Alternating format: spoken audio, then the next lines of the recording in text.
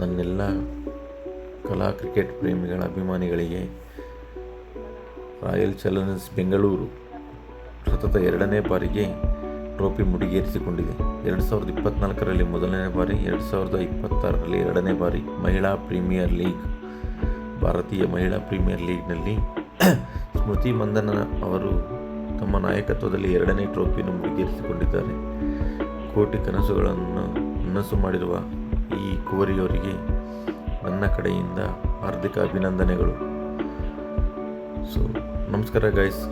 ನಾನು ನಿಮ್ಮ ಬಯಲುಸೀಮೆ ಹುಡುಗ ತಿಪ್ಪೇಶ್ ಕನ್ನಡಿಗ ಮಾತಾಡ್ತಿರೋದು. ಗೆಲುವನ್ನು ಅಭಿನಂದಿಸಬೇಕು, ಸೋಲನ್ನು ಗೌರವಿಸಬೇಕು ಎನ್ನುವ ನಾಣ್ಣುಡಿಯಂತೆ ಅದ್ಭುತವಾದ ಒಂದು ಗೆಲುವು.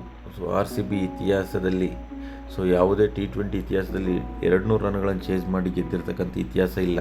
ಆ ಒಂದು ಇತಿಹಾಸನ ಪುನರಾವರ್ತನೆ ಮಾಡಿರ್ತಕ್ಕಂಥ ನಮ್ಮ ಬೆಂಗಳೂರು ಕನ್ನಡತಿಯರ ಒಂದು ಒಡೆತನದ RCB ತಂಡಕ್ಕೆ ಅಭಿನಂದನೆಗಳು. ಸ್ಮೃತಿ ಮಂದನ ತಮ್ಮ ಒಂದು ನಾಯಕತ್ವದಲ್ಲಿ 2ನೇ ಬಾರಿ ಟ್ರೋಫಿ ಮುಡಿಗೇರಿಸಿಕೊಂಡಿದ್ದಾರೆ. ಅತ್ಯುತ್ತಮ ಆಟಗಾರ್ತಿ ಸ್ಮೃತಿ ಮಂದನ. ಅಂಥ ಒಂದು ಆಟಗಾರ್ತಿಯಿಂದ ಕೆಚ್ಚದೆಯ ಪ್ರದರ್ಶನ ನೀಡಿ IPLನಲ್ಲಿ ಹಾಫ್ ಸೆಂಚುರಿ ಬಾರಿಸಿ ಈ ಟೂರ್ನಿಮೆಂಟ್ ಉದ್ದಕ್ಕೂ ಅತ್ಯುತ್ತಮ ಒಂದು ಪ್ರದರ್ಶನ ನೀಡಿ RCB ತಂಡಕ್ಕೆ ಗೆಲುವಿಗೆ ಒಂದು ಅರ್ಹತೆಯನ್ನು ಗಿಟ್ಟಿಸಿಕೊಂಡಂತಹ ಒಂದು ನಾಯಕತ್ವವನ್ನು ಅವರು ಸಾಬೀತು ಮಾಡಿದ್ದಾರೆ.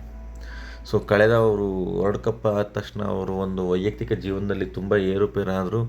ಆಟದಲ್ಲಿ ಯಾವುದೇ ಒಂದು ಲೋಪದೋಷ ಬರದಂತೆ ಅವರು ಒಂದು ಆಟಕ್ಕೆ ಗೌರವ ಕೊಟ್ಟು RCB ಟೀಮ್ನ ಅತ್ಯುತ್ತಮವಾಗಿ ಮುನ್ನಡೆಸಿ ಒಂದು ಗೌರವಯುತವಾಗಿ ಅರ್ಹತೆಯಾಗಿ ಒಂದು ಕಪ್ಪು ಜಯಿಸಿದ್ದಾರೆ. ರಣರಂಗದಲ್ಲಿ ರಣಚಂಡಿಯರಂತೆ ರಕ್ತದೋಕುಳಿಯ ಆಟವನ್ನು ಆಡಿದ್ದಾರೆ. ಅವರು ಒಂದು 165 ವಾಲಾ ಅವರ ಜೊತೆಗೆ 165 ಒಂದು ಪಾರ್ಟ್ನರ್ಶಿಪ್, ಅದ್ಭುತವಾದ ಆಟ. ಯಾವುದೇ ಒಂದು ಫೈನಲ್ ಮ್ಯಾಚ್ ಅನ್ನೋ ರೀತಿಯಾಗಿ ಆಡದೆ ಒಂದು ಲೀಗ್ ಮ್ಯಾಚ್ ಅಥವಾ ಒಂದು ಸಾಮಾನ್ಯ ಮ್ಯಾಚ್ ಅನ್ನೋ ಥರ ಅವರು ಒಂದು ಬ್ಯಾಟ್ ಬೀಸಿದರು. 2ನೇ ಓವರಲ್ಲಿ 9 ರನ್ ಆದ ತಕ್ಷಣ ವಿಕೆಟ್ ಹೋದ ತಕ್ಷಣ ಹ್ಯಾರಿಸ್ ಅವರು ವಿಕೆಟ್ ಹೋದ ತಕ್ಷಣ ವಾಲಾ ಮತ್ತು ಸ್ಮೃತಿ ಮಂದನ ಒಂದು ಅದ್ಭುತ ಆಟವನ್ನು ಆಡಿ ನಾವು ಗೆಲುವಿಗೆ ಅರ್ಹರಿದ್ದೀವಿ ಅನ್ನೋದನ್ನ ಒಂದು ಸಾಬೀತು ಮಾಡಿದರು. ನೋಡಿ, RCB ಅಂತಕ್ಕಂಥ ಒಂದು ಬ್ರ್ಯಾಂಡು 16 ವರ್ಷಗಳ ಕಾಲ ಯಾವುದೇ ಒಂದು ಟ್ರೋಫಿಯನ್ನು ಈ RCB ಅಂತಕ್ಕಂಥ ತಂಡ, ಪುರುಷರಾಗಲಿ ಒಂದು ಮಹಿಳೆಯರಾಗಲಿ, ಒಂದು ಮುಡಿಗೇರಿಸಿಕೊಂಡಿರಲಿಲ್ಲ. ಅಂತಹ ತಂಡ 2024ರಲ್ಲಿ ಪುರುಷರು ಮಾಡಲಾಗದ್ದನ್ನು ಒಂದು ಮಹಿಳಾಮಣಿಗಳು, RCBಯ ಮಹಿಳಾಮಣಿಗಳು ಇದೇ ಡೆಲ್ಲಿ ತಂಡದ ವಿರುದ್ಧ ಒಂದು ಗೆದ್ದಿದ್ರು.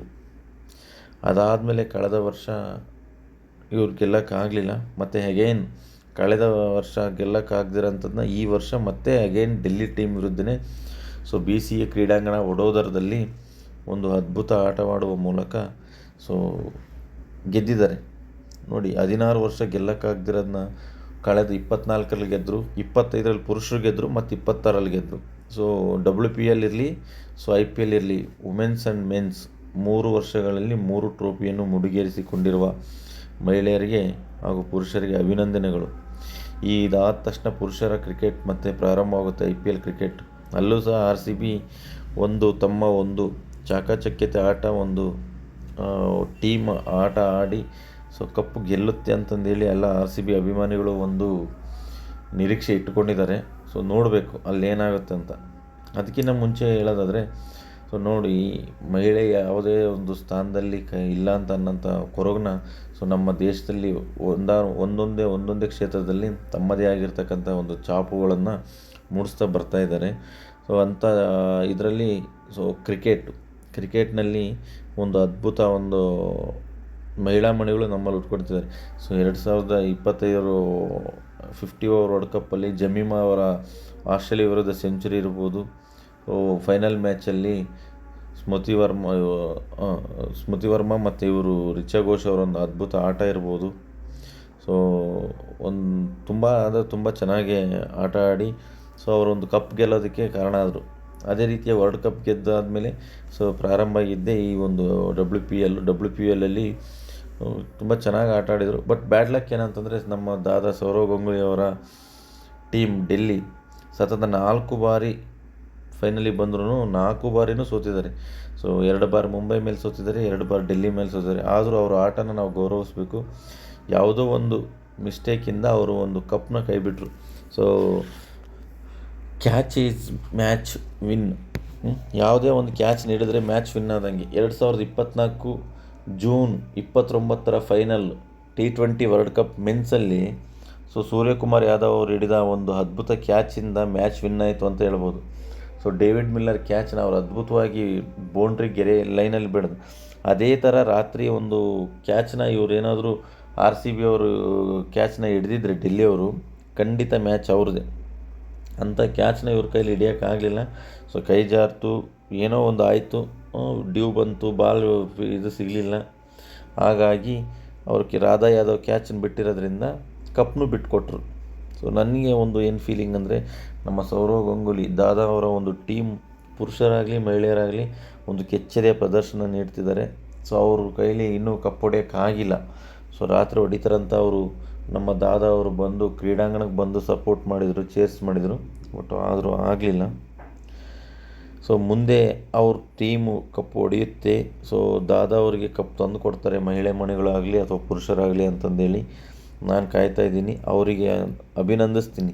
ಒಂದು ಒಳ್ಳೆ ಆಟ ಆಡಿದರು. ಜಮೀಮಾ ಹಾಗೂ ಸ್ಮೃತಿ ಮಂದನ ಇಬ್ಬರು ನೀವು ಗೊತ್ತಿರ್ಬೋದು, ಒಂದೇ ಸ್ಟೇಟ್ನವರು, ಮಹಾರಾಷ್ಟ್ರದವರು, ಮುಂಬೈ. ಸೊ ಇಬ್ಬರು ಒಂದೇ ಸ್ಟೇಟ್ನವರು, ಒಂದೇ ಸ್ಟೇಟ್ಗೆ ಆಡ್ತಕ್ಕಂಥವ್ರು. ಇವತ್ತು ಅಪೋಸಿಟ್ ಟೀಮು ಆಡಿದ್ದಾರೆ. ಅವರು ಜಮೀಮಾ ಅವರ ಒಂದು ನಾಯಕತ್ವವನ್ನು, ಕೆಚ್ಚದೆ ನಾಯಕತ್ವವನ್ನು ಮೆಚ್ಚಲೇಬೇಕು. ಸೊ ಒಂದು ಚೆನ್ನಾಗಿ ಆಟ ಆಡಿ ಅವರು ಒಂದು ಫೈನಲಿ ಟೀಮ್ನ ಕೊಂಡೊಯ್ದು ಬಂದರು. So she is bad luck. So ಅವರು ಒಂದು ಏನು ಮಾಡೋಕ್ಕಾಗಲ್ಲ.